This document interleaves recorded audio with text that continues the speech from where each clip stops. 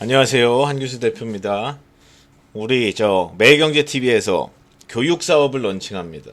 다음 주부터 이제 시작하고요. 이번 주 화요일부터 금요일까지 지금 4시 반 매일 같은 시간이고 화수목금 오후 4시 반에 4일 연속으로 교육무방을 진행한 다음에 다음 주부터 이제 정규교육방송 이제 유료 방송이 이제 진행될 건데 제가 그건 이따가 말씀을 드리는 걸로 하고 그 4가지 4강을 준비했습니다. 화수목금 4일이니까. 그래서 오늘이 첫날이고 오늘 첫날 주제가 주식 투자를 잘한다는 건 뭔가? 이게 정확히 뭘 얘기하는 건가? 이게 제가 좀 너무 현실적이어가지고 어느 강의에서도 하지 않는 엄청 현실적인 얘기를 할 겁니다. 뭐 어떤 거 강의는 무슨 마법의 기법 이래가지고 이복만 공략하면 계좌 따블된다고 별 얘기 다 있는데 사실 해보면 아니잖아요. 그래서 아주 현실적인 얘기를 할 겁니다. 정말 가장 이제 우리가 주식을 할 때 수익을 내고 말고 그걸 떠나서 주식은 사람마다 다르겠지만 얼마를 자금을 들고 해야 되는지 비중은 얼마나 하는 게 맞는 건지 아니면 좋은 종목은 어떤 기준으로 고르는 건지 그게 아니면 제가 또 많이 받는 질문 중에 하나인 제가 1억으로 주식하는데 종목 수는 몇 개가 맞나요? 몇 개 정도로 하는 게 맞나요? 그 기준이 없잖아요. 제가 그래서 그거를 다 잡아드릴 겁니다. 그래서 오늘 1강에서는 좀 건강하게 하는 주식 투자, 길게 보면 이길 확률이 매우 높아지는 그런 주식에 대해서 말씀을 드리겠습니다. 그럼 바로 강의를 시작할게요. 첫 번째는 우리가 강의를 시작하기 전에 꼭 이걸 기억을 하셨으면 좋겠는 게 제가 오늘 강의하는 내용을 주식을 이미 시작하신 분들이니까 당연히 듣고 있겠지만 항상 무조건 어떤 종목을 사건 손절을 하건 종합지수를 보건 전망을 하건 꼭 이걸 기준으로 하셨으면 좋겠어요. 그래서 1강입니다. 가장 의미가 이제 크고 중요한 거라고 생각을 하는데 건강한 주식 투자를 하기 위한 퍼소널리티 내가 갖고 있는 그 감성, 성격 이런 게 가장 중요하다는 거죠. 그래서 하나하나씩 쪼개가지고 제가 사례까지 말씀을 드릴 건데 나는 어떤 사람인지 나는 어떻게 해야 맞는 사람인지 사람마다 또 다르거든요. 매매 성향이 달라가지고 제가 그거를 알려드릴 겁니다. 당연히 첫 번째는 통제 가능한 주식이라는 게 기본적으로 수익을 내는 걸 목표로 하지만 손실이 나올 수 있죠. 난 손실이 싫다. 그럼 이제 은행을 가셔야 되는 거고 당연히 주식을 한다는 것 자체가 그 말 자체가 결국엔 내가 리스크를 어느 정도는 감내를 하겠다. 근데 중요한 거는 내가 감내할 수 있는 리스크가 어느 정도인지 내가 일정 퍼센트 이상 넘어가면 멘붕이 오는지 그걸 잘 모른단 말이죠 사람들이. 그래가지고 그럴 때는 무슨 생각을 해야 되냐면 통제가 가능한 나 이 정도까지는 괜찮아 예측 가능한 이렇게 될 것 같은데 아마 좋게 되면 이렇게 나쁘게 되면 이렇게 그럼 범위를 대충은 알고 있어야 돼요. 정확하게는 어차피 시장이 이제 사람처럼 유기체처럼 매일매일 다르고 뜬금없는 데서 악재고재 나오긴 하지만 큰 틀은 갖고 있어야 됩니다. 그러려면 이제 뭐가 중요하냐면 이런 거예요. 감당이 가능한 수준의 자금 규모. 나는 주식을 얼마를 들고 해야 되는가? 또는 자금의 성격. 이거에 대한 얘기를 이제 좀 깊게 해야 되는데 예를 들면 이런 겁니다. 내가 지금 주식을 한 2억 정도로 하는데 이거는 전세금이다. 이런 경우가 있을 거고 돌려줘야 되는 돈일 수 있는 거고 아니면 대출을 받아서 한다. 나는 대부분이 대출이에요. 저는 주택담보대출 또는 주식담보대출, 신용거래, 미수거래 여러 가지가 있겠죠. 근데 그런 거는 결국에 내 돈이 아닌 돈이 섞여 있는 겁니다. 그걸 레버리지가 들어있다고 하는데 그건 어느 정도가 적당한지 이런 게 되게 중요하겠죠. 그리고 내가 2억을 들고 간다면 감내 가능한 종목의 수는 뭔지 제가 이 4가지를 하나씩 쪼개가지고 디테일하게 말씀을 드릴 거니까 큰 틀에서 지금은 눈으로만 보시면 됩니다. 두 번째는 제가 자주 하는 얘기인데 뭘 사든 냉장고 TV 살 때만큼만이라도 합시다 이런 얘기를 하는데 보통 이제 주식을 사고 파시는 분들이 뭘 기준으로 하냐 텔레비에서 봤더니 뭐 좋대 그리고 리포트 봤더니 뭐 좋대 뉴스를 보는데 이거 2차전지 구발 이제 소재주 중에 안간에 얘밖에 없대. 그냥 사는 거예요. 안간에 얘밖에 없다니까 2차전지 다 가는데 이런 식으로 삽니다. 그러면 사는 건 좋다 이겁니다. 사는 건 좋은데 언제 팔고 손절을 하게 되면 어떻게 할 거고 아니면 목표가는 얼마로 하실 건가요? 아무 생각이 없죠. 우리는 보통 어떻게 사냐면 대부분이 이런데 사는 방식이 이래요. 2차전지가 나는 없는데 후발주 중에 하나를 사고 싶어요. 아니면 또는 대장이어도 앞으로 전기차 많이 팔리니까 대장을 그냥 하고 싶어요. 많이 올랐어도. 그럼 일단 산 다음에 이제 올라가면은 또 고민이에요. 내려가도 고민, 올라가도 고민인데 올라가면 어떤 고민이 있냐면 이런 겁니다. 많이 사가지고 사자마자 수익이 나서 좋긴 좋은데 언제 팔 것인가? 뭐 급등이 바로 나왔어요. 운이 되게 좋았습니다. 1억을 샀는데 사자마자 10% 수익이 나와서 1,000만 원을 벌었어요. 그럼 야 이거 1,000만 원 수익이다 이거. 여기서 근데 다른 사람들 2배 3배 간다고 하던데 여기서 2배 가면 돈이 얼마야 이거. 하면서 이미 계산이 끝나 있어요. 내 머릿속에는 뭐냐면 매수 1억 했지만 나중에 2억 되면 차 바꿀 생각까지 이미 가 있습니다. 이미 거기까지 가 있어요. 그러다가 이제 내려오잖아요. 1억 1,000만 원 딱 찍었다가 평가 수익이 1,000만 원 수익이니까 내려오기 시작하면은 예를 들어 1억 300만 원까지 떨어졌다고 보겠습니다. 그럼 700만 원이 사라졌지만 아직도 나는 300만 원 수익 중이죠. 근데 대부분 사람은 어떻게 생각하는 줄 아세요? 700만 원 날렸다고 합니다. 다 그래요, 다. 왜냐면 내가 들고 있는 수익 중인 종목은 수익 꼭지 있죠. 수익의 꼭지 10% 갖다 내려왔으니까 1,000만 원 수익을 내 원래 원가 원래 원 비중이라고 생각합니다. 그래서 1억 1,000만 원 갖다 1억 300 가면 매도해도 300만 원 수익 중인데 수익 실현한 거잖아요. 근데 700만 원 날린 듯한 기분이 들어요. 왜냐 어제까지만 해도 1,000만 원이었는데 700 날라갔네 하루 만에. 다 이렇게 생각합니다. 근데 보통 그러면 어떻게 되냐, 못 팔아요. 그리고 파란불이 들어오기 시작하면 이제 갑자기 이성적이어지는 거죠. 아 이거 비중도 많이 되는데 이거 추가를 해야 되나, 이거 잘라야 되나, 방법이 없죠. 근데 전기차는 앞으로 많이 팔리긴 할 것 같아. 그냥 존버 들어갑니다. 그때부터. 이런 식이에요. 대부분 이런 식으로 합니다. 그래서 조금 더 공부를 해가지고 내가 냉장고 TV 살 때만큼이라도 적어도 그 정도는 꼭 하자, 뭐 이런 얘기고.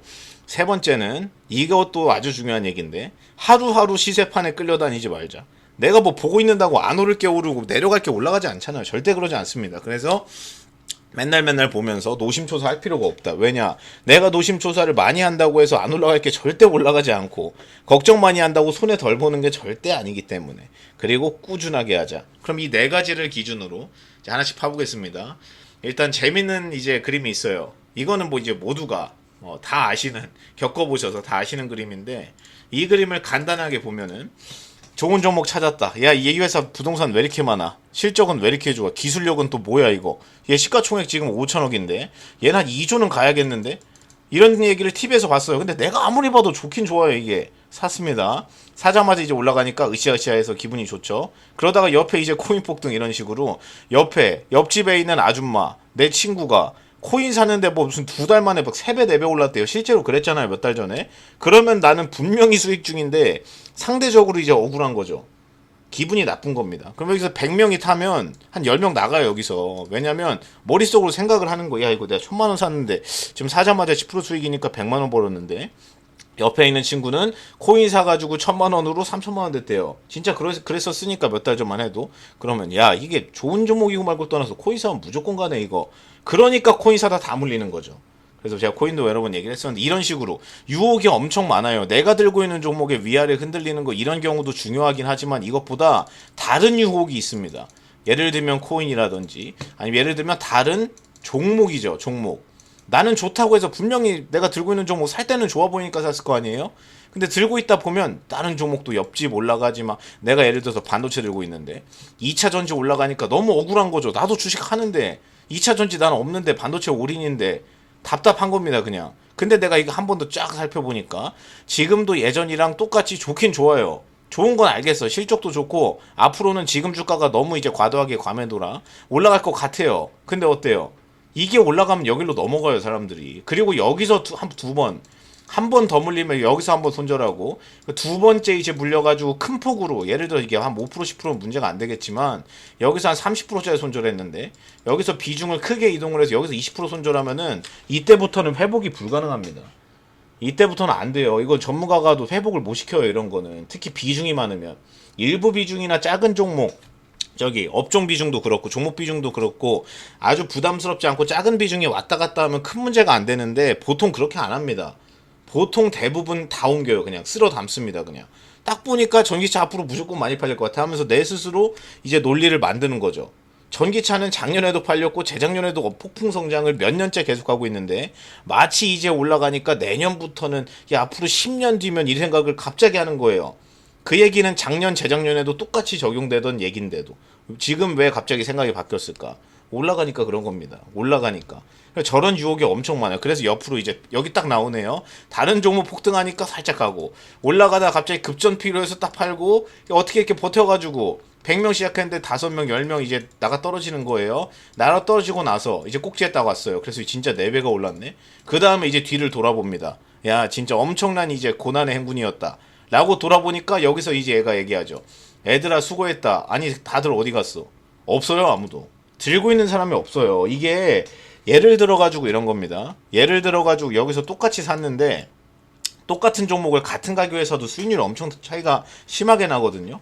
손실을 봤을 때도 누구는 많이 보고 누구는 덜 보고. 그 가장 큰 이유가 뭐냐면은 일단 좋은 종목이라는 조건 하에 들고 있지를 못하기 때문인데 예를 들면 이런 겁니다. 여기서 사가지고 한 여기 어디서 던져도 진짜 잘한 거예요. 여기가 예를 들어서 10,000원이고 여기가 40,000원 4배 올랐으니까 10,000원에 사서 40,000원에 다 때리겠다? 이런 분은 100명 중에 1명 미만입니다. 1명, 2명 미만이에요. 어차피 여기서 다 나가 떨어지는데 여기서 떨어질 거냐, 여기서 떨어질 거냐, 여기서 떨어질 거냐, 여기서 욕심 안 내고 그냥 수익 내고 나갈 거냐 이런 차이가 있는 거지. 결국에는 다 나가 떨어지는데 어디서 나가 떨어지냐가 더 중요한 거예요. 대부분이 여기서 나가 떨어집니다. 대부분이 산 직후에 얼마 안 돼서 나가 떨어지거나 사자마자 세게 물리면 이제 손절하기가 좀 그러니까 비중도 많고 너무 빨리 내려가니까 그냥 강제존버 거기서부터 들어가는 거죠. 그럼 들고 있는 동안은 내가 무슨 생각을 하냐면 내가 이거 왜 샀는지 이제 기억이 안 나요. 이제 전기차는 뭐 많아질 것 같은데 야 근데 얘가 양극재였나? 음극재였나? 얘네가 증설을 한다고 했었나? 생각해보세요. 기억나는지. 기억이 안 나죠. 하기는 한다고 했던 것 같은데 이거 공장 언제 지어진다고 했더라? 고객사가 얘가 삼성이었나 SK이노베이션나 다 그래요. 다 기억이 안 납니다. 왜? 그냥 샀으니까. 좋다고 해서 그냥 샀으니까. 분명히 누군가 제3자의 설명을 들었는데 중요한 건 내가 몰라요. 그 회사에 대해서. 그러니까 더 힘든 겁니다. 중간에 유혹이 있다가 막 어쩌고 뭐 삼성 SDI가 뭐 증설 안 한다더라 뭐 이 얘기 나오고 얘가 삼성 관련주였나? 그래서 내려가는 건가? 이렇게 파는 거죠. 보통 그래요. 그래서 남말 듣고 하는 거 일단 당연히 잘못된 거고 남말 듣고 하더라도 내가 잘하면 상관이 없어요. 예를 들어 지나가는 사람이 뭐 남말을 일단 들어가지고 나는 관심이 없던 종목인데 이런 종목이 있더라 하고 들어가지고 야 저거 되게 괜찮겠는데 하고 내 스스로 공부를 쭉 해봤더니 너무 좋아요. 그러면 그건 남이 얘기했지만 남말 듣고 산 게 아니죠. 내가 공부해서 산 거니까. 근데 보통 남말만 듣고 삽니다. 남말만. 그래서 어차피 이거 꼭지까진 못해요. 근데 무슨 생각을 해야 되냐면 웬만하면은 들고 가려는 노력을 해야 됩니다. 웬만하면 들고 가려고. 항상 내려오는 구간이 있어요. 항상. 어떤 이유든. 내가 생각지도 못한 뜬금없는 뉴스 나와가지고 받기도 합니다. 그게 어떤 식으로 보면 되냐면 이런 식입니다. 에코프로비엠을 제가 딱 이제 켜놨는데 에코프로비엠 방금 전에 여기 그림에 의하면 여기가 야 좋은 종목이다. 지금 움직이는 딱 이쪽 가격이 애들아 다 어디 갔어. 이전 얘기가 나오는 딱 그 구간 아니에요. 여기가 이제 4만원 5만원대고 이게 이제 45만원이니까 저점에서 이제 1년 반 동안 10배가 올랐는데 10배잖아요? 그러면 우리나라 2차전지 대표 소재주니까 아까 전에도 얘기했죠? 여기서 사서 여기서 파는 건 아예 말이 안 되는 거라고. 최대한 조금 더 이제 많이 먹고 나오는 게 그게 실력인데 저 같은 경우에는 어떻게 했을까요? 이거를 물론 다른 종목들로 막 40, 50%씩 여러 종목 수익 실현하고 나왔지만 저는 이게 초심자의 행운이라고 봅니다. 제가 전문가인데도 불구하고 회사 내용을 다 알고 있는데도 불구하고 1차 매수, 2차 매수를 여기서 했어요. 여기서. 정말 여기서 했습니다. 하자마자 이제 바로 이날 급등이 나는데 이날 20% 넘게 급등했거든요. 이날 무슨 얘기가 있었냐. 에코프로비엠이 원래 삼성 SDI 향 매출 비중이 대부분이에요. 8, 90%가 삼성향인데 이날 갑자기 SK이노베이션 향으로 2조 이상의 계약이 나왔습니다. 우리나라에서 나온 첫 번째 양극재에서 조 단위 계약이었어요. 이게 심지어 원래 삼성향이 대부분인데 새로운 고객사가 또 생겼고 조 단위 계약을 했잖아요. 그럼 이제 완전 신기원이 열리는 거죠. 그래서 이때 당시에도 무거운 종목이었어요. 얘가 4, 5만원대 움직일 때도 여기 주가를 확대해서 보시면 진짜 재미없던 종목인데 그렇게 세게 올라가서 매수한 지 며칠 안 돼가지고 며칠 안 돼서 막 40, 50%씩 수익이 나오니까 야 잘됐다고 수익 실현하고 나온 게 여기입니다. 나온 게. 근데 이때 제가 팔면서 무슨 얘기를 했었냐. 이거는 제가 잘한 게 아니라 제가 이노베이션 저거 계약 나온지 제가 알았겠냐. 사장님도 저거는 알아도 말 못하는 문제인데 제가 저걸 알고 한 게 아니라 그냥 2차전지가 좋다고 봤는데 시기나 운이 좋아서 그런 거다. 라고 이제 얘기를 한 구간이 여기가 40, 50%입니다. 여기가 얼마 안 오른 것 같은데 여기도 많이 올랐어요. 근데 여기가 초입이었고 이제 10배가 올랐죠. 그럼 다 땡겨가지고 하나씩 보는 겁니다. 많이 빠질 때 한번 볼게요. 여기 한번 많이 빠졌죠. 여기 한번 많이 빠졌죠. 여기도 많이 빠졌죠. 여기도 주가 재미없었죠. 그럼 1번, 2번, 3번, 4번 이렇게 나눠가지고 보는 거예요. 그럼 이제 하나하나씩 보게 되면 무슨 일이 있었냐. 1번 여기는 어디냐면 2020년 한 3월 정도 되겠죠. 이때 언제일까요? 코로나 저점 나올 때. 코로나 급락해서 종합지수 박살날 때입니다. 이때가. 이때는 그냥 거의 대부분 종목 기본 마이너스 50%였어요. 그냥. 그래 이때는 코로나 때문에 빠진 거고. 그리고 여기가 작년 9월 정도 되잖아요. 작년 9월. 여기서 무슨 일이 있었을까? 갑자기 급락한 거 보이시죠? 이게 별로 안 빠진 것 같은데 저걸 직접 내가 들고 맞으면 멘탈 나갑니다. 아니 그래도 시총 크고 우리나라 대장이라고 샀더니 며칠 만에 그냥 25% 밀어버리는 거예요. 그냥. 이때가 그랬어요. 이때 무슨 일이 있었냐면 테슬라 배터리 데이가 있었습니다. 테슬라 배터리 데이. 그게 여기서 있었던 일이에요. 테슬라에서 이런 얘기를 했었죠. 우리가 이제 2차 전지 한참 이때 핫할 때니까 야 일론 머스크가 테슬라 배터리 데이에서 무슨 새로운 기술 뭐 공개한다더라 하면서 시장에서 맨날 TV도 그렇고 언론 뉴스에서도 그렇고 맨날 저기 배터리 데이 떠들고 있을 때였습니다. 근데 이제 발표를 딱 까보니까 머스크가 그때 무슨 말을 해요. 갑자기 하는 얘기가 배터리를 테슬라 전기차에 들어간 배터리를 앞으로는 자체 생산하겠다. 이런 얘기를 하죠. 그러면 이제 배터리 기업들은 어때요? 이제 바로 물음표가 나오는 겁니다. 아니 테슬라가 전 세계 순수 전기차 1등인데 판매량이 테슬라에서 앞으로 지금 당장은 못하더라도 앞으로는 자사 테슬라에 들어가는 배터리를 지들이 직접 만들겠대요. 그러니까 또 이제 폭스바겐의 파워데이도 있었거든요. 그게 한 2달 정도 지나고 있던 걸로 제가 기억을 하는데 여기서도 그래요. 전 세계에서 완성차 기준으로 순수 전기차 1등은 테슬라가 맞고 전체 차 기준으로 판매 대수를 보면은 폭스바겐이랑 도요타가 1, 2등 왔다 갔다 하고 둘이 비슷해요 지금. 그럼 전 세계 1등인 회사가 야 우리도 배터리를 자체 조달하겠대요. 지들이 이제 만들거나 아니면 지들이 지분 투자해놓은 노스볼트 같은 데서 땡겨 쓰겠답니다. 그러면 이제 무슨 생각이 들어요? 아 배터리 끝났다. 이해 가시죠? 2차 전지 배터리 회사는 무조건 고객사가 가장 중요합니다. 완성차 회사가 가장 큰 고객사인데 완성차 회사가 야 우리 앞으로 많이 필요한데 언제까지 니네 거 받아다 쓰냐. 우리가 앞으로는 자체 생산을 좀 할게. 이래버리면 어떻게 돼요? 그동안 열심히 이제 주구장창 조단위 돈 수도 부어가지고 2차 전지 저기 배터리 만드는 셀 제조사들이 다 뭐 엄청나게 수십 년 동안 큰 적자 보면서 다 해놨더니 갑자기 고객사들이 뒤통수를 쳐버리네. 그러니까 이제 급락 나오는 거죠. 그럼 이때 들고 있었을 때 어땠을까요? 이때 한번 제가 자주 얘기하는 네이버에다가 뉴스를 기간 설정해서 볼 수 있거든요. 한번 보세요. 뉴스가 어땠는지 그때. 그냥 다 멘탈이 나갔습니다. 그냥. 그렇죠. 2차 전지 앞으로 전기차 많아지는 건 좋은데 전기차 만드는 회사들이 자기 직접 만들겠대 이제. 아이 끝났다. 그럴 때가 여기입니다. 여기. 근데 지금 와서 생각해보면 야 이때만 샀어도 라고 얘기를 하는데 이때로 한번 돌아가 보겠습니다. 이게 예를 들어서 오늘이에요. 오늘이라고 보겠습니다. 여기가. 그러면 제가 이제 방송을 하고 있으면 사람들이 다 저한테 뭘 물어볼까요? 2차 전지 어떻게 해요? 이 질문을 하루 종일 받는 거예요. 그냥 이거 어떡하냐고.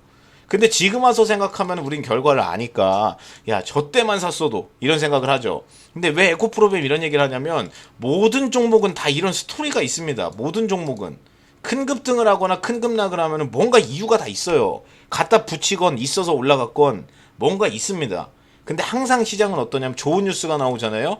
오바해서 반응을 해요. 주가가 더 오바해서 좋아지고 안 좋은 뉴스가 나오면 오바해서 많이 빠집니다. 원래 시장이 이렇게 올라간다고 치면 좋을 때 올라가고 내려올 때 많이 빠지고 이렇게 가요. 이렇게. 원래 주식이 그렇습니다. 그러니까 과매도가 나오는 거죠. 그리고 이 구간 보겠습니다. 여기. 그러고 나서 시세가 한 번 더 나와가지고 야 뭐야 이거 자체 생산한다더니 별일 아닌가 보네? 신고가 가네? 우리는 재료의 내용을 보고 해석하는 게 아니라 주가를 보고 해석을 해요. 주가를 보고. 예를 들어서 이때는 아 이거 큰일 났네. 이거 올라갈 때는 와 야 이거 별로 상관없나 본데? 뭐 테슬라건 폭스바겐이건 자체 생산해도 별로 상관이 없나 봐. 주가가 올라가니까 보통 그렇게 해석합니다. 올라가니까 이제 거기다가 해석을 갖다 붙이는 거죠. 원래 별로 상관이 없어요. 저게 원래. 왜냐면 제가 저 때도 방송에서 엄청 얘기를 했는데 테슬라에서 얘기하고 있는 배터리 데이에서 나온 얘기를 봐라. 테슬라의 목표 생산량이 1테라와트인데 이때 당시에 LG화학이 지금도 그렇지만 LG화학 1등이잖아요. LG화학 전체 생산 능력이 연간 기준으로 막 100, 200, 200도 안 돼가지고 100원짜리 이러고 있는데 아니 테슬라가 1테라와트면 1000기가와트실 얘기하는 건데 우리나라 1등이고 전 세계에서 2등, 3등 왔다 갔다 하는 LG화학이 지금 생산 능력이 80에서 90기가와트시다. 근데 테슬라가 몇 년 안에 이거 10배를 하겠다. 이게 말이 됩니까? 그랬었죠. 그리고 폭스바겐 파워데이에서도 똑같은 얘기를. 폭스바겐 같은 경우에는 생각을 다 해보면 폭스바겐이 또 차를 워낙 많이 팔다 보니까 자기들 자체 조달할 수 있는 게 좀 필요하긴 한데 그 스웨덴의 노스볼트라는 회사를 만들어가지고 한 내후년 빠르면 2023년이고요. 늦으면 2024년부터 계획을 하겠다고 양산을 하겠다고 계획 발표를 했어요. 그럼 첫 번째 실제 양산 계획대로 양산이 되더라도 3년 4년 뒤 얘기예요. 아무리 빨라야 2024년은 돼야 나옵니다. 배터리가. 그것도 중요한 게 초도 물량이에요. 그 초도 물량. 그럼 앞으로는 답 안 나온다는 얘기죠. 근데 중요한 거는 걔네는 양산을 해본 적이 없는 회사이기 때문에 지들 목표가 2023년 4년이면 2025년 6년은 돼야 나온다는 얘기예요. 5년 6년은 돼야. 안 나온다는 얘기죠. 다시 말해서 테슬라의 배터리 대회에서 얘기했던 거 그리고 폭스바겐에서 얘기했던 계획대로 될 가능성이 별로 없음. 그리고 못해도 그런 발표가 실제로 현실화가 된다고 해도 향후 3년에서 4년 동안은 경쟁자가 없음. 이게 결론이잖아요. 근데 올라가니까 야 아닌가 보다. 이거 문제 별로 없나 봐. 그러다가 이제 또 내려오죠. 또 내려와서 여기서 6개월을 누워요. 6개월을 그냥 누워버립니다. 여기서. 답답해 죽죠. 이때 6개월 누워버리면. 이때 당시에 뭐 코로나 관련주부터 해가지고 뭐 반도체도 저때 돌아가면서 많이 올라갔었고요. 개인 투자자들이 정말 많이 갖고 있는 업종 중에 하나가 2차전지인데 여기서 그냥 6개월 박아버리니까 제가 아직도 기억이 나요. 아직도 무슨 얘기를 했었냐면 뭐 스치면서 한가든 방송에 출연해가지고 그때 했던 얘기가 뭐냐. 아니 지금 그 2차전지가 도대체 왜 안 가고 시장 종합지수가 또 괜찮았거든요. 저때 종합지수도 나쁘지 않은데 2차전지 맨날 소외되는 이유가 뭔지 뭐라고 생각하십니까? 그게 주제였어요. 단골 주제였습니다. 2차전지 왜 재미없고 왜 소외가 되고 있는지 본인의 생각을 밝혀라. 이게 방송의 주제였습니다. 아직도 기억이 나요. 아직도. 근데 그때 했던 말은 뭐였냐면 이게 가냐마냐 문제라기보다는 언제 가냐의 문제라고 생각을 해야지. 이거 답답해 하시면은 들고 계시면 안 된다. 뭐 당연히 이 정도는 들고 있을 생각을 하고 계셔야지. 뭐 그런 얘기를 했었는데 여튼 결과론적으로 봤을 때 여기서 6개월 동안 누웠으니까 이때 왜 누웠을까요? 이때는 또 왜 못 갔을까요? 6개월 동안. 이유가 항상 뭐 만들어 갖다 붙이면 있긴 있어요. 이때 가장 많이 나온 얘기가 뭐냐면 배터리를 만들려면 소재가 많이 필요합니다. 니켈이라든지 코발트라든지 리튬 같은 게 많이 필요해요. 원자재가. 근데 이때 당시에 리튬이랑 니켈 가격, 얘가 대표 원재료인데 얘네 가격이 계속 올라가는 거예요. 원자재 가격이. 그러니까 저때 실제로 뉴스 기사 찾아보면 아직도 있어요. 한번 찾아보세요. 저때 뭐라고 하냐면 2차 전지 발목 잡는 원자재 가격 상승, 언제까지 발목 잡을 것인가, 뭐 이런 얘기가 그냥 주류입니다. 다. 그러니까 원자재 가격이 올라가서 못 가고 있다는 거죠. 어차피 배터리는 만들어야 되는데 배터리에 들어가는 소재를 당장 바꿀 수는 없고 필수적으로 들어가는 소재의 가격이 올라가니까 배터리 단가가 세지겠죠. 안 그래도 지난 7, 8년 동안 전기차에 들어가는 배터리 가격이 7분의 1, 8분의 1 토막 났거든요. 엄청 많이 빠져가지고 야, 이 정도면 내연기관차랑 원가 경쟁 가능하겠다. 가격 경쟁. 그걸 프라이스 페리티라고 하는데 그냥 가능하겠다. 뭐 이렇게 얘기하고 한참 해가지고 신나 있었는데 원자재 값 가버리더니 배터리 값이 이렇게 올라가는 거 아니냐 이거. 니켈 가격 지금 왜 이렇게 올랐어 이거 어떻게 해. 그래가지고 이때 못 갔다 그랬어요. 그래서 못 간다고 다 그랬었습니다. 찾아보세요. 진짜 그래요. 다 그 얘기밖에 안 해요. 왜냐면 그때 말고 그거 말고 하나 정도 더 하자면 또 뭐가 있냐면 배터리 화재. 전기차에서 불이 주기적으로 계속 나잖아요. 뭐 어디서 불 났다더라, 뭐 CATL 배터리 들어간 거 불 났다더라, LG화학 배터리 뭐 화재라더라, 뭐 자꾸 얘기가 나오는데 이때도 많이 나왔어요. 그러니까 크게 보면 두 가지예요. 배터리 자꾸 전기차에서 불 나서 좀 이제 신뢰성이 좀 떨어지는 거 아니냐. 그리고 이게 두 번째가 메인인데 원자재 가격 너무 올라가지고 배터리 가격 비싸진다. 이거였어요. 근데 생각을 해보세요.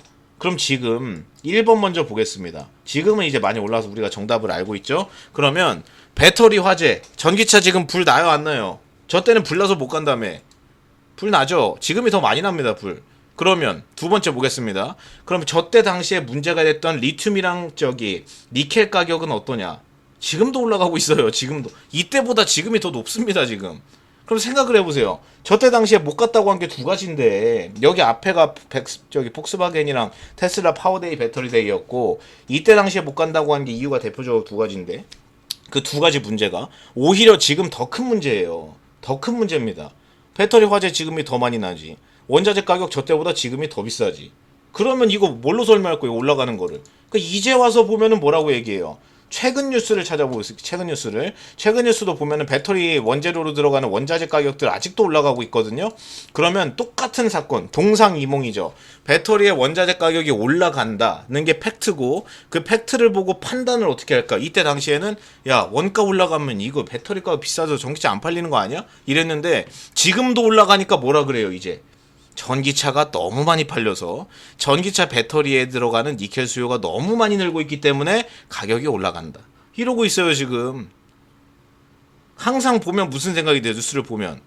그냥 올라가니까 갖다 붙이는 거 올라가니까. 예를 들어서 에코프로비엠 여기서 그냥 계속 박았잖아요, 실적이 좋은데도. 그러면 분명히 이유를 갖다 붙일 겁니다. 뭐라고 했을까요? 배터리 원자재 가격이 또 발목 잡았다. 100% 이래요, 100%. 원래 다 그래요, 원래 다.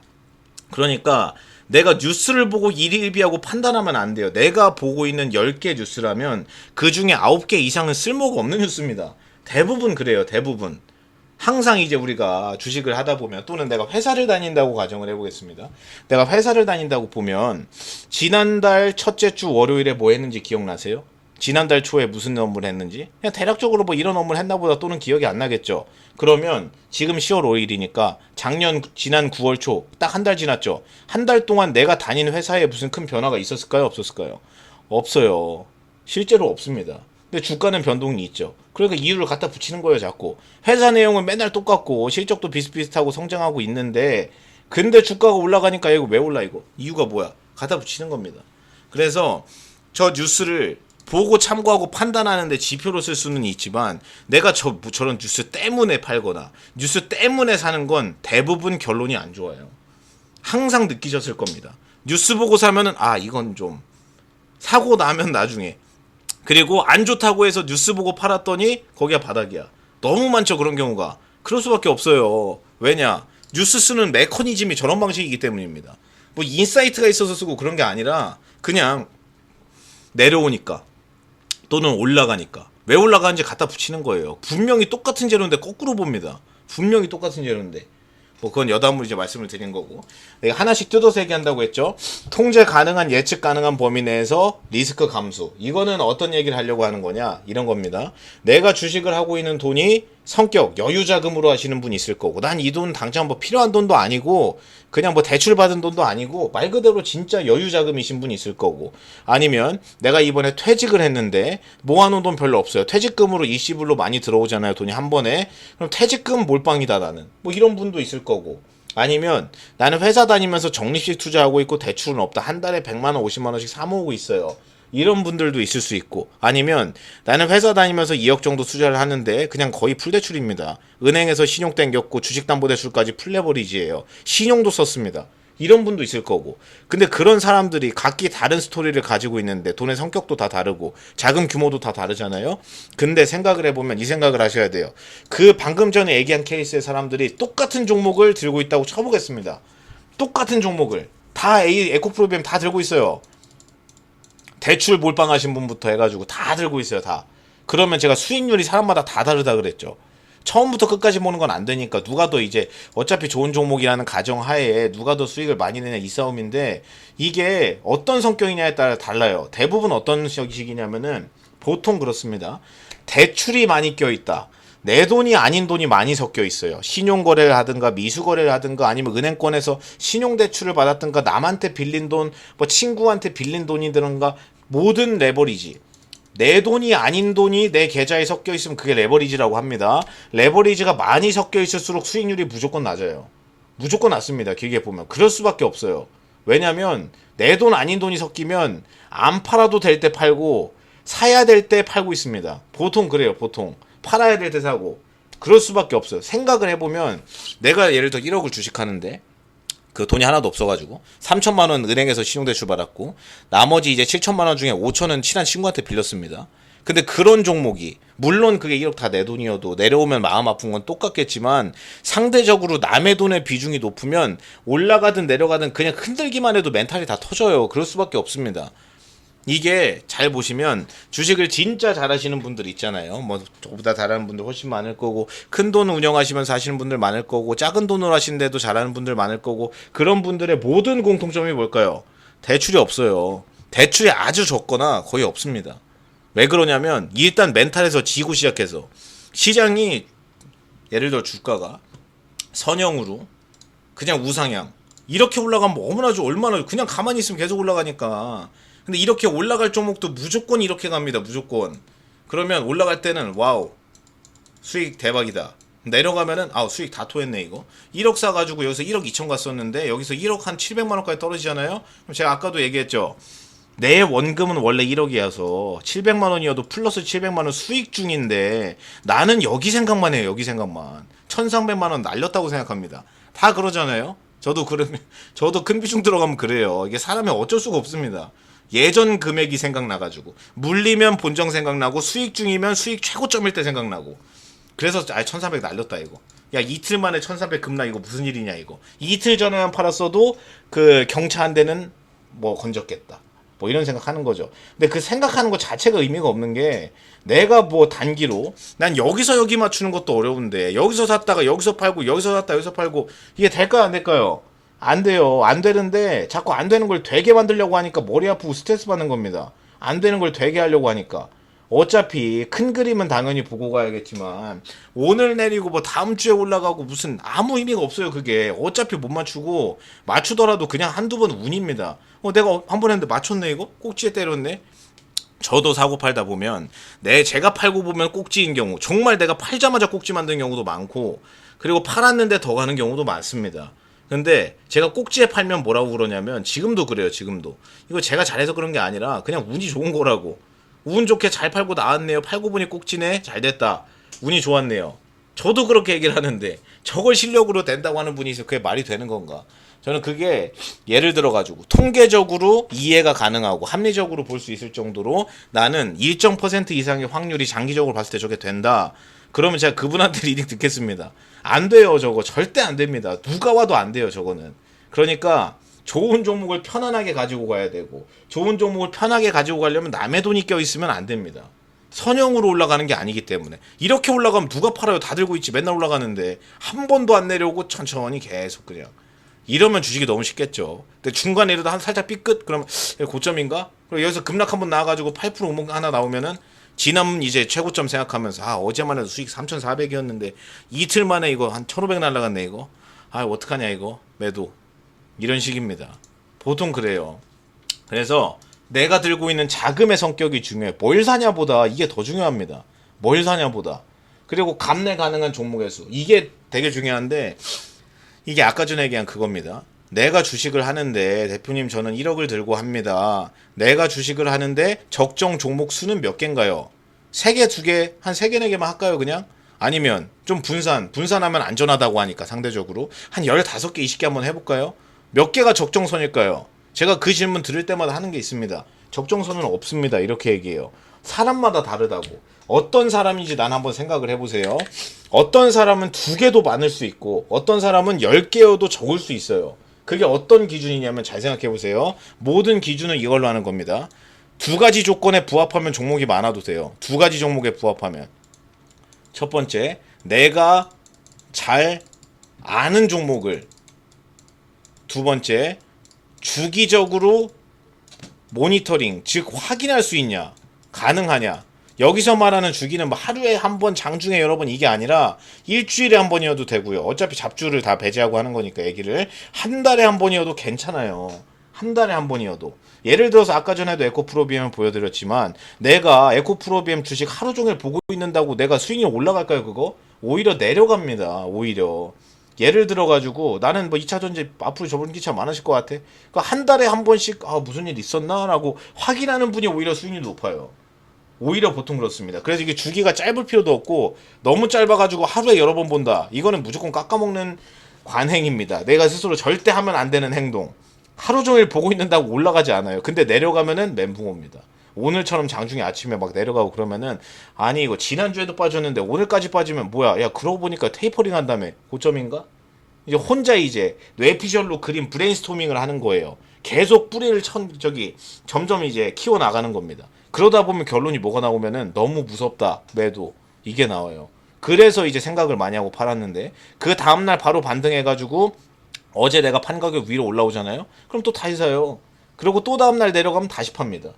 그러니까 그런 구간에서 분명히 내려갈 때 이렇게 내려간 건데 이렇게 내려갔으면 여기서 여기까지 그냥 들고 있는 사람, 물력 있죠. 이 사람도 내려왔는데 그냥 들고 있는 사람, 매도했다가 매수하고 다시 매도하고 여기서 물려 있는 사람, 그러면 가만히 있는 사람이 A고 뭐 하려고 한 사람이 B라면 B가 수익률이 더 낮습니다. 손실이 더 커요. 안 해도 되는 걸 자꾸 해가지고. 그래서 감내 가능한 종목을 쓰는 기준이 두 가지라고 했는데, 첫 번째 내가 잘 아는 종목을, 두 번째 주기적으로 모니터링이 가능하냐. 예를 들어서 이거예요. 이런 얘기 많이 들어보셨을 겁니다. 개인 투자자분들은 내 계좌에 보유하고 있는 종목 수를 5개 이상으로 하지 마세요. 이런 얘기 들어보셨죠? 저도 제 주변에 뭐 친척분들이나 물어보시면 저도 그렇게 얘기합니다.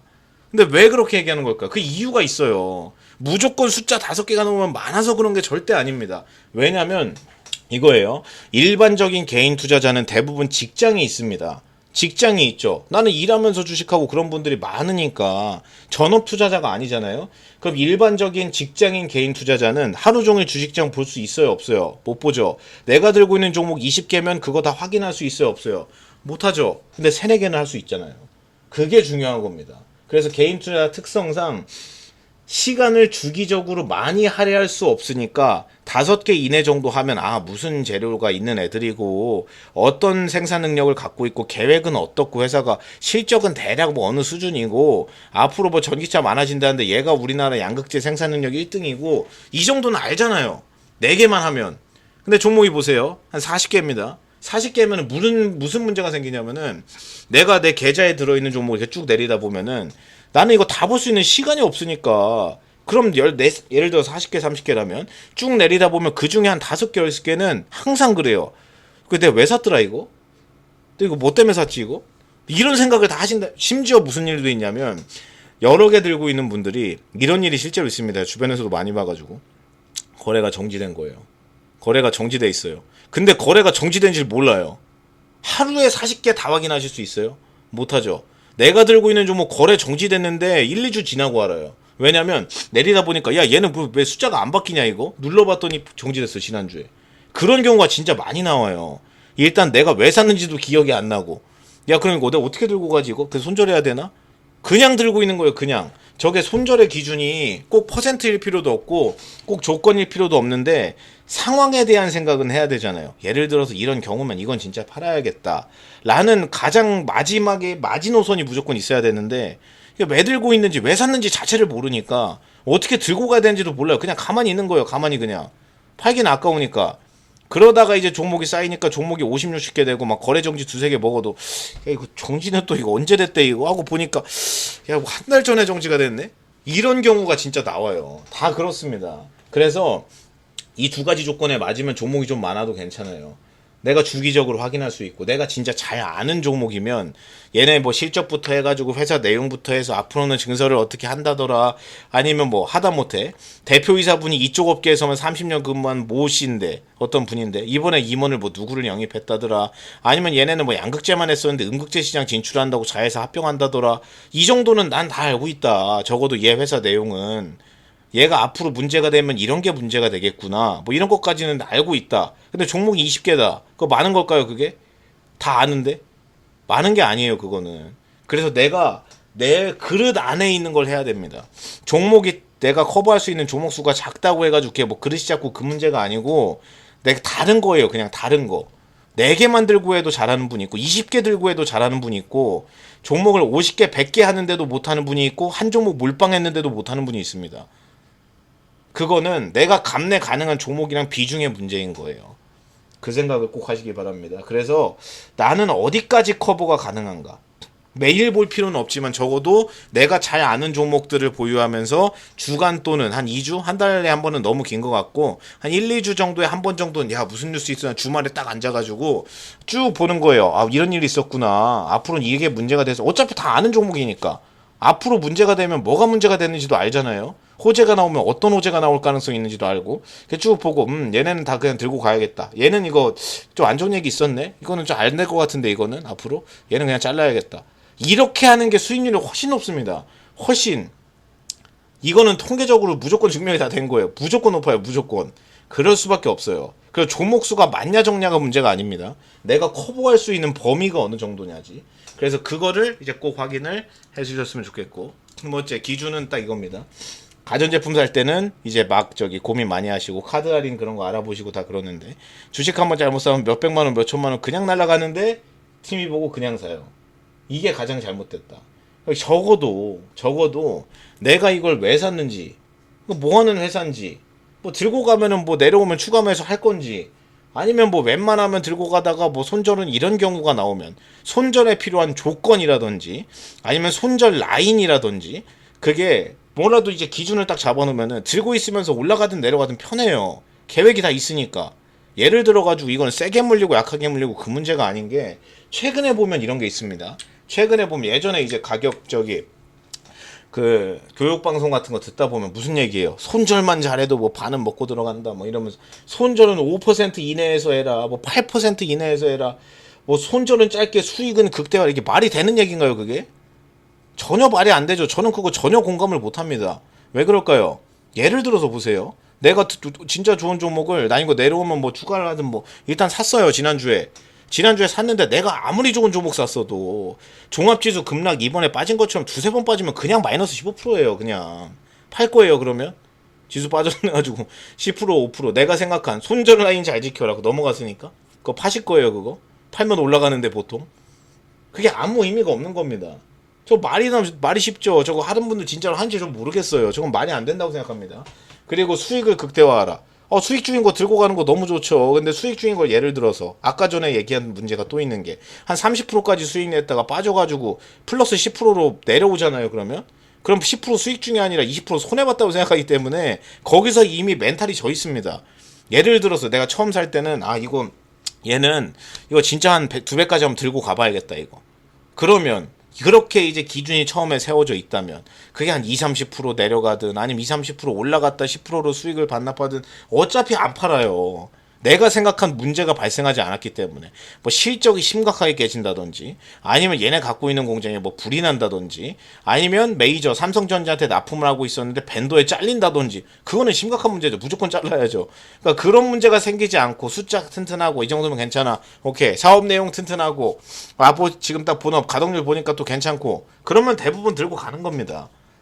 그런 게 기준이 돼야지. 무슨 손절을 잘해라, 손절 5%는 말도 안 되는 얘기니까 그런 거는 전혀 신경 쓰지 마시기 바랍니다. 말도 안 되는 얘기입니다. 특히 요즘 같은 시장은 그냥 가만히 앉아도 며칠 만에 아무리 좋은 종목 그냥 지수 박으면 15%씩 다 박으니까 그런 거는 중요한 게 아니에요. 그래서 라인도 넓게 하셔야 되고, 꼭 손절 라인이 아니더라도 손절의 조건이 있어야 됩니다. 아까 전에 얘기한 사례들처럼 그런 게 있으면 돼요.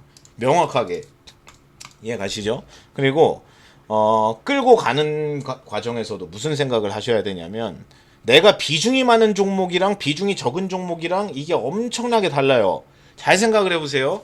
제가 항상 하는 얘기가 있는데 이런 겁니다. 두 가지예요. 첫 번째는 어떤 고객 또는 회원분이, 대표님 저 A라는 종목을 샀는데 오늘 급등했었어요.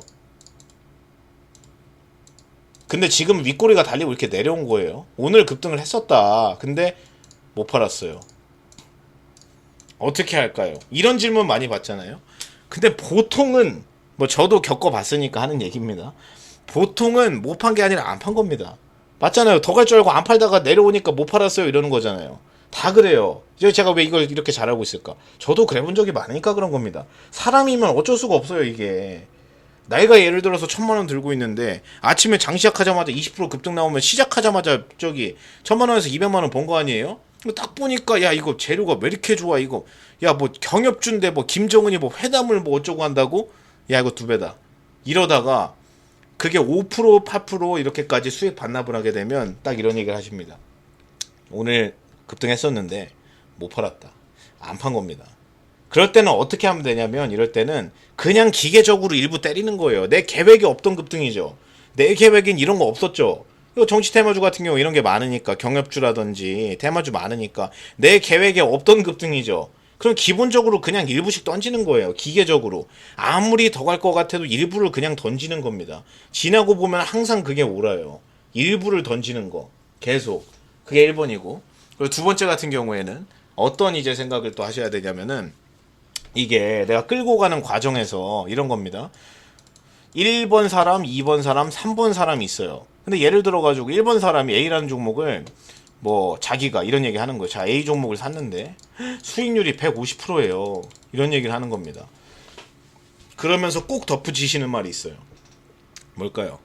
많이 없는데, 많이 안 들고 있는데 150% 수익 중이다. 왜 이 얘기를 하냐면, 이거 많이 들고 있었잖아요. 150% 절대 못 먹습니다. 절대로.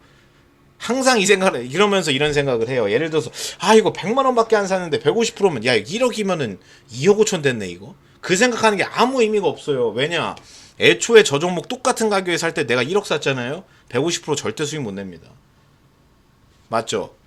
똑같은 종목을 사도 어떤 비중이나 내가 들어가는 뭐 전체 자금 사이즈에서 이것 따라서도 되게 중요합니다. 그래서 항상 보면 이런 게 있죠. 조금 산 건 막 100%짜리 있는데 많이 산 건 20% 내도 잘 낸 거다.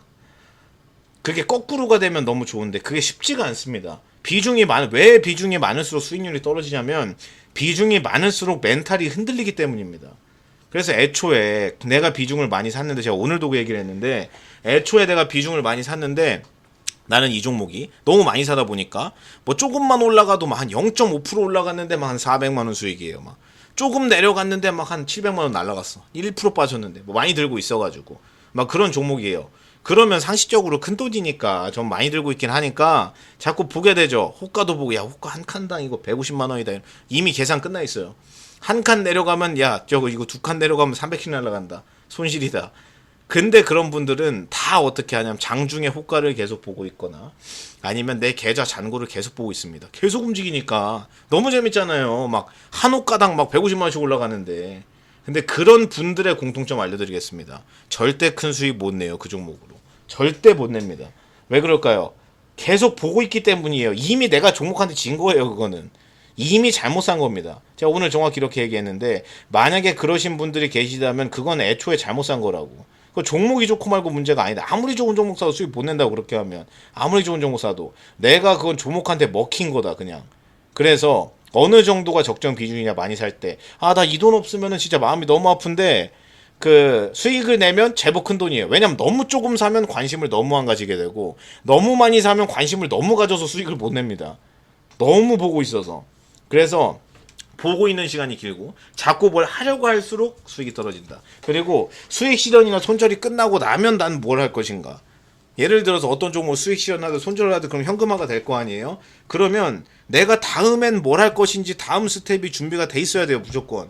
예를 들어서 현금을 보유할 건지, 이건 완전히 다른 얘기입니다.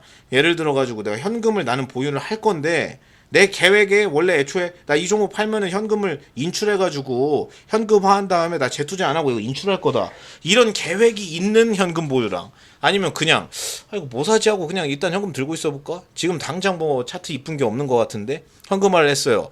그런 식으로 현금화된 돈은 완전히 달라요. 왜냐면 후자로 만들어진 현금은 어떻게 될까요?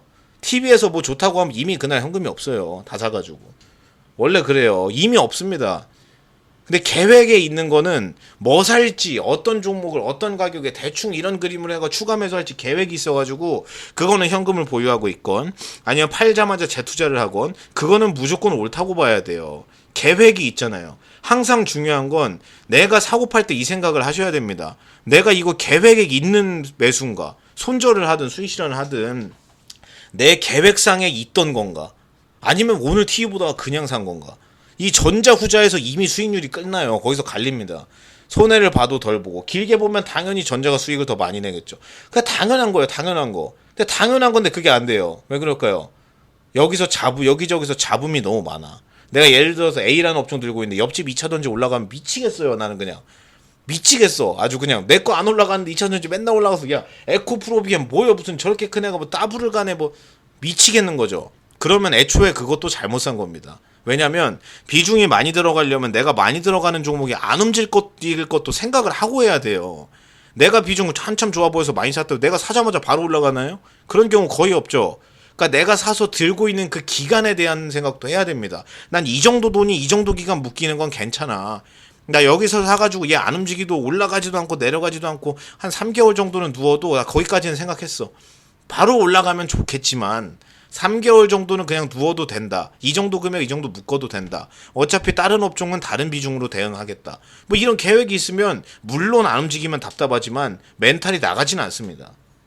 멘탈이 나가요. 근데 보통 애초에 많이 사면 더 자주 보게 되고 자주 보는 거에 더 해가지고 다른 종목 움직이는데 내 거 안 움직이면 속이 이제 다 터지는 거죠. 그냥 그건 애초에 내가 감내할 수 있는 비중 이상을 산 겁니다.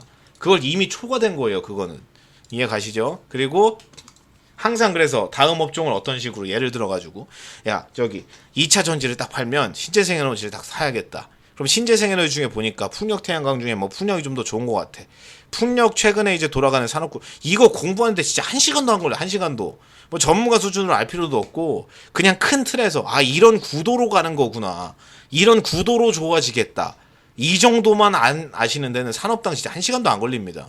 그냥 기본적인 이제 생각만 있으셔도 전혀 어렵지 않아요. 예를 들어서 무슨 특정 업종은 막 처음 보는 단어 얘기나 막 그런 거 얘기 많이 나오니까 조금 어려울 수 있는데 일반 업종은 1시간이면 틀은 알 수 있어요. 틀은 아 지금 이런 상황인데 앞으로 이런 구도가 나올 수 있겠구나. 이런 그림이 나오면 이런 식으로 가면 가겠다. 안 가면 뭐 이렇게 되겠네. 정도만 알아도 돼요. 산업은. 그래서 이런 상적 이런 구도로 크는구나라고 보고 거기 밑에서 아 그럼 이게 많이 들어가겠다. 앞으로 이런 게 좀 많이 필요하겠네. 이런 기술이 더 중요해지겠네. 그리고 딱 찾아보면 그 네이버 얼마나 좋아 치면 다 나오는데 하다못해 유튜브에다가 풍력 관련 치면 설명해 주는 사람 얼마나 많아요. 저도 뭐 업종별로 맨날 얘기하지만 그냥 그거 정도만 알고 아 실적이 그래서 이런 상황이고 아 나 이런 그림을 이렇게 한번 가봐야겠다. 앞으로 딱 보니까 이거 신재생에너지고 앞으로 무조건 많아질 것 같아. 전기차 많이 팔리는 것처럼 이건 웬만하면 들고 가야겠다. 가격을 보니까 지금도 많이 안 올라갔네. 그럼 지금 사놓고 아 이거 지금 한 번에 다 사도 되는 가격이야. 아니면 이거 한 번에 다 사놓고 그냥 묻어봐야겠다. 적어도 3개월 난 이거 들고 간다. 뭐 이렇게 해놓으면 안 움직여도 괜찮아요. 오르면 좋죠. 내리면 어쩔 수 없죠. 근데 중요한 건 뭐냐면 그렇게 하면 내가 손에 안 봐도 되는 거는 절대 안 봐요. 내가 손에 안 봐도 되는 거. 예를 들면 TV에서 좋다고 하니까 야 풍력에너지 야 그러고 보니까 풍력타워 많이 깔릴 수밖에 없겠는데 나 얼마 전에 여수 놀려가 보니까 풍력타워 2개 있던 거 4개 됐던데 근데 또 올라가고 있네. 올라가면 새로운 논리가 생긴다 그랬죠. 올라가니까 그럼 거기서 하면 기본적으로 일단 저기 수익률에서도 지는 거고 그리고 점점 고가하다가 나는 매수가가 높고 비중도 많기 때문에 이게 선형으로 올라가지 않으니까 올라가다가 중간에 살짝 삐끗하면 바로 멘탈 나갑니다. 이것도 그래서 항상 꼭 계획이 업종이랑 종목 기본 틀을 딱 탑다운 방식으로 해가지고 기본 틀만 딱 이해를 하시고 그랬으면 좋겠다. 그리고 이것도 앞에서 뭐 나오던 얘기 중에 하나인데 시세판에 끌려다니지 말자. 그냥 항상 하는 얘기 있어요. 첫 번째 지금 오늘 내려오는 거 또는 오늘 올라오는 거는 이 회사 사장님도 저거 물어봐도 몰라요. 무슨 이유가 있어가지고 맨날 뭐 오르고 내리고 맨날 이유가 있겠냐고. 내가 회사를 다니는데 지난주 월요일이랑 이번 주 월요일이랑 회사가 뭐 달라졌나요? 예를 들어가지고 오늘이 금요일이라면 어제인 목요일이랑 오늘 금요일이랑 회사가 뭐 달라졌을까요? 그게? 없죠. 대부분 안 달라집니다. 10개라면 9개 이상 안 달라져요. 그렇겠죠. 그래서 사장님도 대부분 실제로 모릅니다. 올라가고 있는지 내려가고 있는지도 모르거나 올라가고 있는데 왜 올라가는지를 모르거나 대부분 그래요. 상장 사장님들 별로 관심이 없습니다. 그런 거. 가장 지분을 많이 들고 있어서 내려가면 내가 그 종목을 들고 있을 때 나보다 더 큰 손해를 보는 분인데도 관심이 없어요. 모르니까. 그래서 실제로 정말 기업 가치에 영향을 줄 정도의 무슨 호재나 악재가 있어가지고 움직이는 경우는 1년에 몇 번 없어요. 1년에. 뭐 예를 들어서 아까 에코프로비엠처럼 삼성향으로만 매출을 엄청나게 공급을 많이 하다가 전체 매출의 80, 90%가 삼성향이었는데 SK이노베이션한테 2조짜리 계약을 했다? 그럼 이노베이션이 두 번째 고객사 되는 거 아니에요? 실제로 그 계약이 있었던 이후로 지금 에코프로비엠 전체 매출에서 삼성향 비중이 50, 60%밖에 안 돼요 지금. 실제로 그 이후로. 그전에는 80, 90% 이상이었는데 그냥 에코프로비엠 이꼬르 삼성 SDI라고 봐도 무방할 정도였는데 지금은 이노베이션향 매출 비중이 30%가 넘어갔습니다. 그 이후로. 그러니까 그거는 진짜 회사 내용이 바뀐 거죠. 새로운 고객사를 뚫었으니까. 우리나라 3대 회사 중에 하나를. 근데 그런 뉴스는 거의 없다고 봐야 됩니다. 1년에 몇 번 없기 때문에. 그리고 중요한 건 내가 그 뉴스가 나올 때 내가 보고 있었어요. 호재든 악재든 내가 그 뉴스를 보고 있었습니다. 장중에 호가를 보면서 당장 매수매도 주문이 가능했어요. 그러면 냉정하게 봤을 때 내가 이 종목을 보고 있었는데 하필 보고 있는데 호재가 나온 거예요. 호재에 매도해라 라고 매도했습니다. 그러면 나는 보고 있었잖아요. 노동을 더 투입했죠. 그래서 수익이 더 많이 나왔나요? 다른 종목보다? 또 그렇지도 않아요. 또 내가 예를 들어서 대응을 하려고 하면 예를 들어서 진짜 큰 악재가 공시로 나오잖아요. 급락해서 VI 걸리는데 1초가 안 걸려요. 1초가. 내가 보고 있어도 대응을 못합니다. 대부분의 재료는. 예를 들어 진짜 큰 호재가 뉴스가 나와요. VI가 급등해서 VI가 걸리는데 급등 걸리는데 10초가 안 걸려요. 진짜 그래요. 큰 재료는. 진짜 큰 재료는. 에코 전날도 그랬습니다. 10초가 안 걸려요. VI가 걸리는데. 그 말은 다시 말해서 호재를 보고 사면 이미 반영된 주가에 사는 거고 악재를 보고 팔면 이미 악재가 반영된 주가에 파는 겁니다.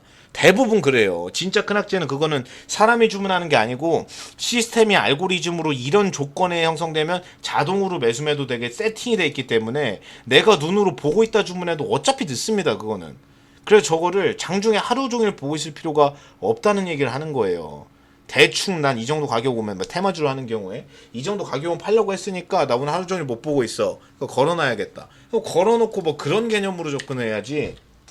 내가 하루 종일 시세판 보고 있다고 절대 수익률이 올라간다는 게 아닙니다. 그래서 항상 이제 계획에 대해서 내가 들고 있는 업종 종목 중 가장 중요한 건 무엇인가? 당연히 가장 많이 들고 있는 종목이 중요하겠죠. 가장 비중이. 근데 내가 계획이 있었다면 가장 많은 비중을 들고 있는 이유가 있을 거 아니에요.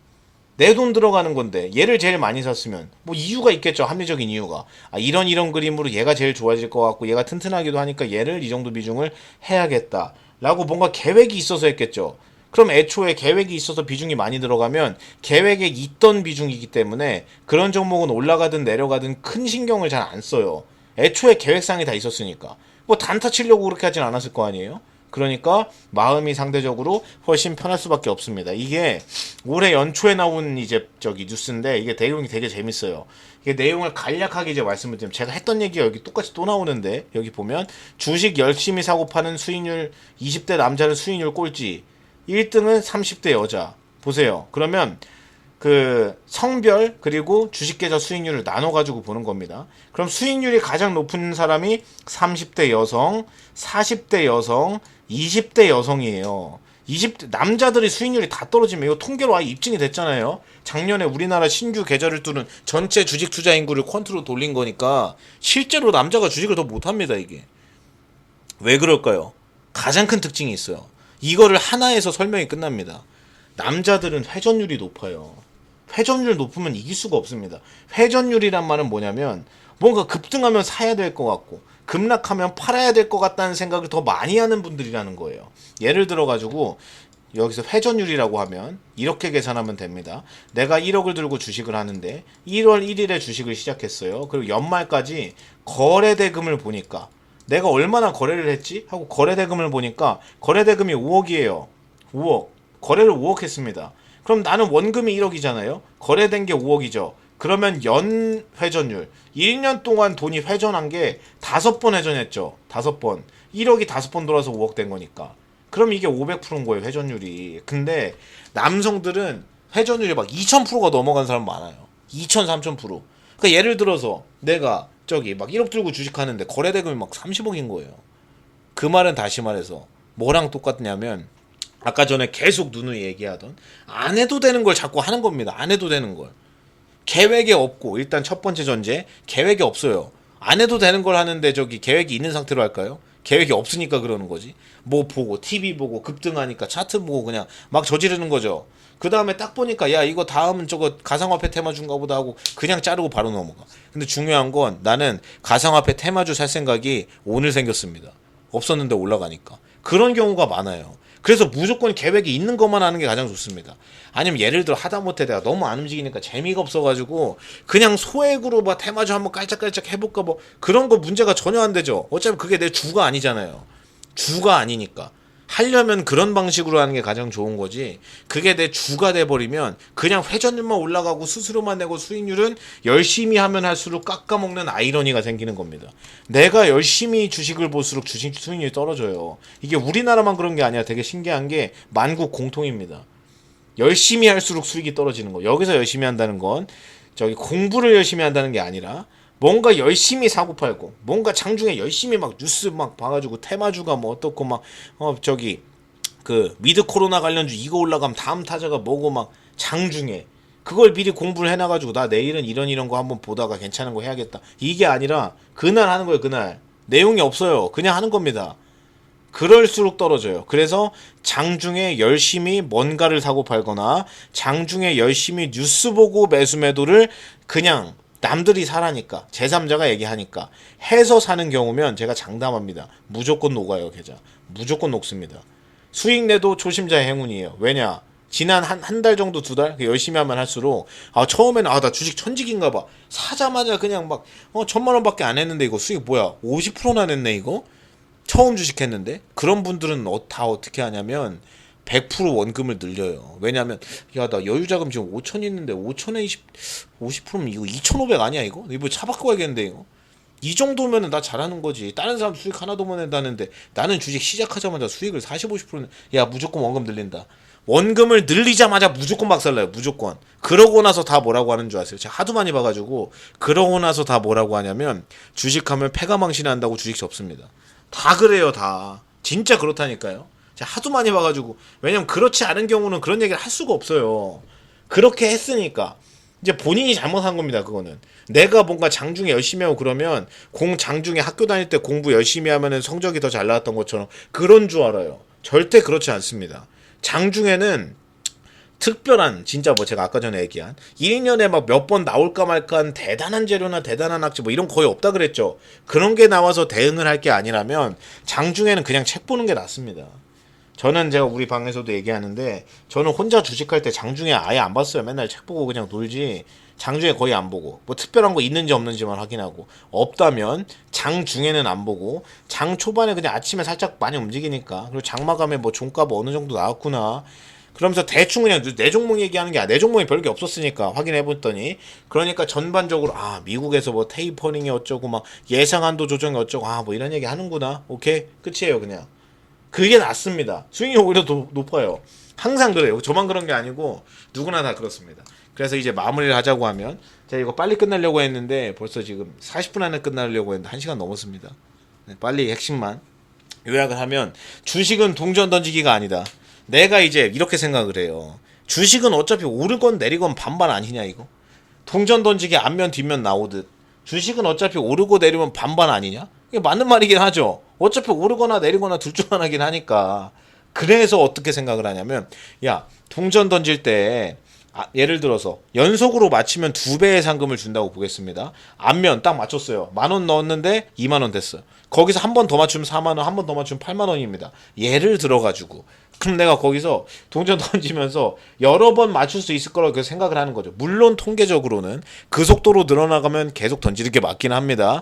주식은 그렇지가 않기 때문에 동전 던지기처럼 생각해서 어차피 주식 사면 오르건 내리건 둘 중 하나인데 앞뒷면이랑 그게 그거 아니냐 대충 사 이렇게 생각하시면 절대 안 된다. 그리고 너무 넓을 필요는 없지만 시야가 좁으면 안 된다. 이게 계속 오늘 하던 얘기예요. 장중에 뭔가 자꾸 하려고 하면 계속 떨어져요. 안 해도 되는 걸 자꾸 하니까. 예를 들어가지고 장중에 뭔가를 많이 하는데 내 계획상에 있었어요. 나는 이런 상황이 되면 팔려고 했는데 하필이면 그날 그 악재가 나오고 들고 있는 다른 종목에서도 하필이면 내가 이거면 안 된다고 생각했던 악재가 나오는 거예요. 그건 대응을 해야겠죠. 근데 그 사람은 그날 장중에 엄청나게 여러 가지를 했습니다. 자기가 생각하던 악재 호재가 나왔으니까 어떤 거 팔고 어떤 거 사고 엄청 바빴어요. 오늘 장중에 주문하느라. 그럼 그 사람은 그날 바쁘니까 장중에 바쁘면 안 좋다면서요. 잘못된 걸까요 그게? 절대 그렇지 않죠. 계획에 있는 것만 했잖아요. 그게 중요합니다. 그리고 대응하지 않아도 될 때 대응하면 보지 않아도 되는 손해를 본다. 이게 제가 코로나 때 얘기를 엄청 많이 하는데 그런 거예요. 저는 이제 코로나 급락 때 손해를 하나도 안 봤습니다. 우리 회원분들도. 그냥 손해 0이에요. 0. 왜? 안 팔아서. 아예 안 팔았습니다. 다른 건 몰라도 맨날 밑으로 박으니까 예를 들어서 무슨 1억으로 주식을 하는데 종합지수 한 30%막 급락을 해. 그러면 보통 계좌는 한 40% 정도 빠지거든요. 그럼 앉아가지고 1억인데 4천만 원 사라졌네. 근데 중요한 건 오를 기미가 안 보여. 그게 더 무서워요. 안 오를 기미가 안 보이는 거. 그냥 계속 박는 거. 들고 뭐 이렇게 들고 있는 기업들 가치에는 뭐 큰 차이가 없으니까 뭐 있어보자 했는데 다음날 또 받고 다음 주에 또 내려가. 그래서 마이너스 50, 60이 넘어가요. 그러면 이제 또 무슨 생각, 이거 또 더 내려가겠다 이거. 다 이런 생각밖에 안 들어요. 근데 주식시장은 분위기가 한 번에 바뀝니다. 한 번에. 이거 이렇게 되면 안 되는데 하다가 장대양 뭐 하나 나오잖아요. 다 사요 원래. 다 그렇습니다. 아까 전에 에코프로비엠 얘기할 때도 했지만 내려올 때는 무슨 원자재 값 오르고 화재 나서 안 된다더니 지금 올라오니까 화재 얘기 꺼내지도 않죠. 불 더 많이 나는데 지금 올라오니까 원자재 가격 지금도 올라가고 있는데 원자재 가격은 배터리 수요의 폭증 때문이다. 전기차가 많이 팔려서 그런 거다. 예전에는 뭐 안 팔렸나요? 예전에는 안 팔려서 안 올라간 건가요, 니켈이? 예전에도 많이 팔려가지고 전기차 배터리 수요 때문에 니켈 가격 올라간 게 맞아요. 예전에도 똑같은 건데. 그게 가장 문제 있는 겁니다. 그래서 그렇게 하시고 내 계획에 있었던 것만 하자. 안 해도 되는 거. 특히 뇌동매매. 그냥 뭐 들고 있는데 이제 부안해동 하는 거지. 이거 들고 이거 팔아야 되나 이거. 내려와도 걱정. 올라가면 또 더 걱정이에요. 어디서 팔아야 될지 몰라. 내 머릿속에는 지금 많이 들고 있으니까 이거 올라가면은 그 수익금이 얼마고 수익이 나오면 이거 가방 사야겠다. 이미 계산이 다 끝나 있어요. 근데 그렇게 무슨 선형으로 올라가지 않기 때문에 올라가다가 한번 밀리면 정고점 생각을 해가지고 나 이거 차 바꾸려다가 지금 그 비싼 가방 루이비통 가방 이틀 동안 2개 날라갔네 이거. 이런 생각을 해요. 근데 대부분 그럴 때도 뭐냐면 안 팔아도 되는 경우가 대부분입니다. 10개 중에 9개 이상이 그래요. 9개 이상이. 진짜 문제가 있는 경우는 회사 기업 가치에 진짜 치명적인 문제가 있어요. 예를 들면 뭐 공장이 진짜 불이 난다든지 그런 특수한 상황이 아니면 대부분이 안 팔아도 되는 재료입니다. 악재여도 대부분. 심지어 아까 전에 에코프롬 BM 사례에서도 보셨지만 배터리 주박으니까 저거 폭스바겐이랑 테슬라 자체 생산하면 그 배터리 끝났다. 이러던 시절도 있었다니까요. 이러던 시절도. 물론 거기서 더블 넘게 올랐지만. 근데 그때로 돌아가면 못 들고 있어요. 무서워가지고. 지금 오늘은 이제 여기까지 하는 걸로 하겠습니다. 네, 오늘 유튜브에 안 올라가고 그리고 제가 안내를 간단하게만 하고 끝낼게요. 네, 안내를 간단하게만 하면 여기 이번 주 화수목금 내내 이렇게 4시 반에 매일 하고 내일은 뭐 이것보다 좀 짧을 겁니다. 한 3-40분만 할게요. 110만. 그리고 여기 다음 주부터 시작해요. 10월 12일 다음 주 화요일부터 매주 화목 해가지고 5주 한 주에 2개씩이니까 5주에 걸쳐서 10개를 합니다. 내용은 다 이런 거예요. 이런 거. 여기 앞에서는 이제 개괄적인 큰 틀에서 얘기하는 거고 교육 무방에서는 그리고 캔들 이동평균선 기본만 알면 돼요. 이걸 더 깊이 할수록 솔직히 쓸모가 없습니다. 저도 이제 돈 내고 하도 많이 들어봐가지고 대학 다닐 때 근데 대부분이 쓸모가 없어요. 그냥 기본만 알면 됩니다. 그리고 거래량 가장 기본적인 것만 얘기할 겁니다. 가장 기본. 이걸 더 파면 오히려 수익률이 떨어진 경우가 많아요. 이것도. 그래서 그냥 기본 정도만 알고 회사 가치 그리고 내가 HTS를 쓰는데 평생 이제 내 눈에 보기 쉽게 예를 들어가지고 이런 거죠. 내가 HTS를 쓰는데 이거 2차 전지 어디네가 뭐 만든다고 했더라? 기억이 안 나죠? 그러면 저기 HTS랑 MTS 모바일에 내가 그 메모 기능이 있는데 그거 하는 법 다 알려드릴 겁니다. 거기다가 써놓으면 연동이 돼요. 연동이.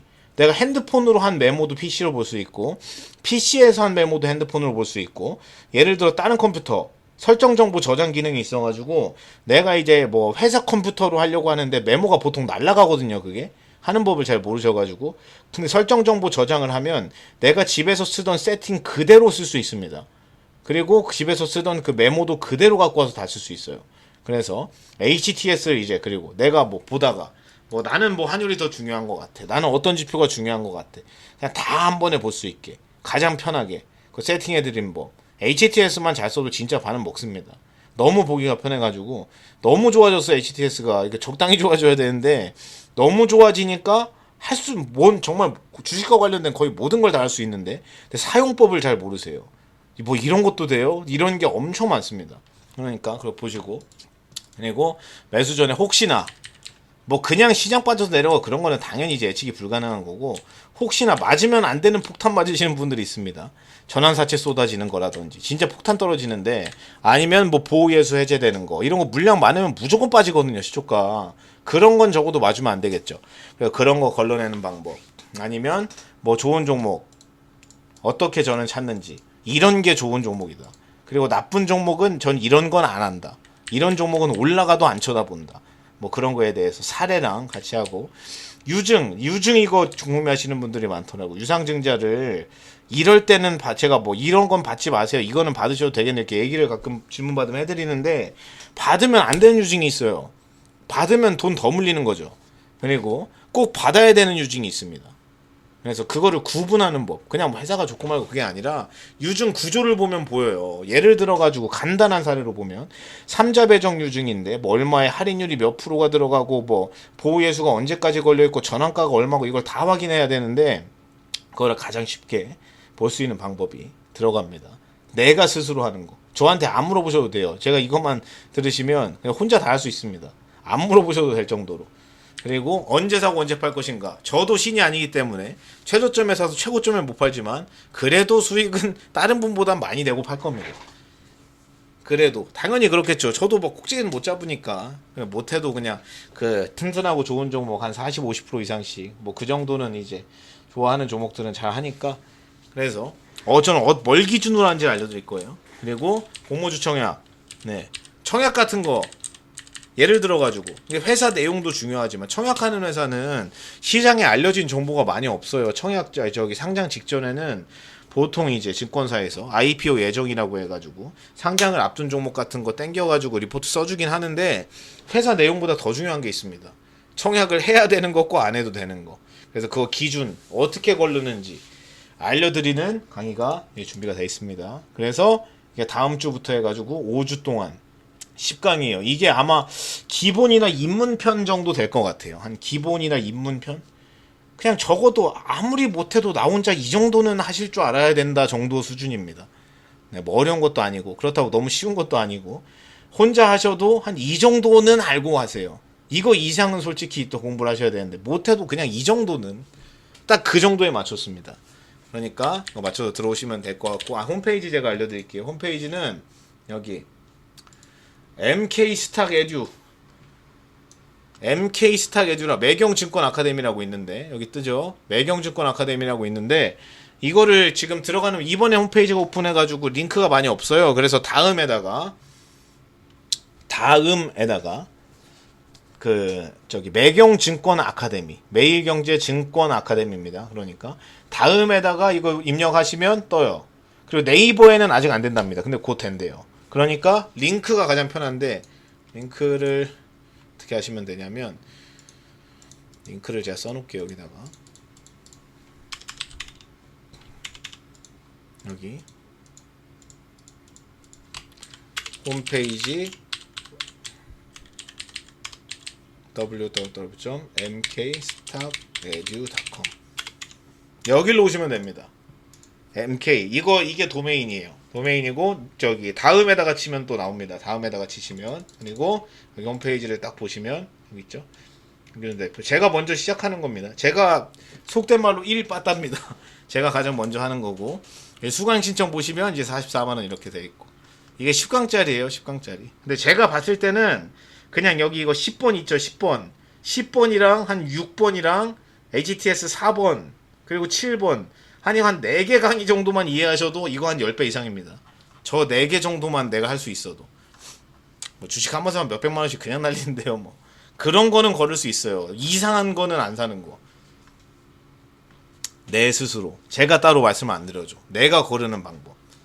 다 있으니까요. 여기서 하시면 됩니다. 그래서 여기 들어오시면 여기 이거 뭐 결제하는 방법 똑같아요. 저기랑 저기 MBN 골드랑 저기 고객센터도 똑같고요. 인터넷은 좀 달라요. 인터넷은 여기 이렇게. 그리고 다음 주에 이제 시작하면 저기까지 11월 11일까지 들을 수 있습니다. 그래서 저는 오늘은 여기까지 하는 걸로 하겠습니다. 오늘 수고 많으셨고, 네. MK스탁에듀. 네, 저거 누르시면 들어가지네요. 운영자님이 올려주신 거 누르시면 들어가지네요. 수고 많으셨어요. 네. 수고 많으셨습니다. 아, 지금도 결제돼요? 네. 오늘부터 열렸고.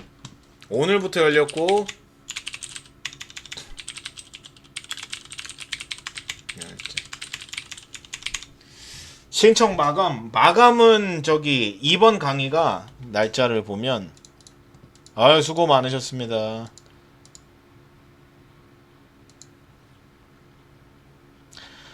다시 보기는 여기 11월 10일 목요일까지 무제한, 이후부터는 최대 12월 10일까지 가능.